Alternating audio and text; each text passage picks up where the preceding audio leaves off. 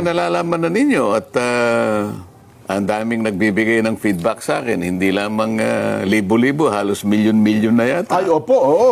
Na hindi nila matanggap-tanggap na ako po'y biglang pinalitan bilang chairman ng Blue Ribbon Committee. Ang totoo po niyan, ako po talaga ang kanilang pakay.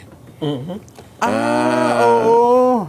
Ang presidente po ng Senado, si Senator Chis Escudero, ay parang collateral damage lang po yun. So tama pa rin lumabas sa mga social media, sir, na ang puntirya talaga kayo. Kasi hindi naman nila kumaalis kung hindi nila alisin yung puno. Ayun. Ganun po yung nangyari riyan. Oho.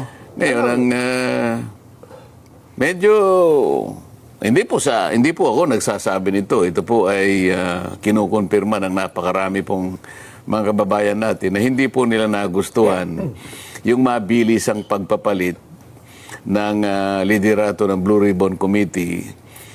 Lalong-lalo na po doon sa panig ng paglalahad na po ng katotohanan. Yung pag-iimbestiga na po sa kanila pong palagay, ay meron na po silang nakikinikinitang mga katotohanan na lalabas dyan. Papunta na po sa paghanap po natin ng kasagutan sa maanumalyang pagkakalatag ng mga proyekto na kung tawagin nga ay ghost projects. Ayun.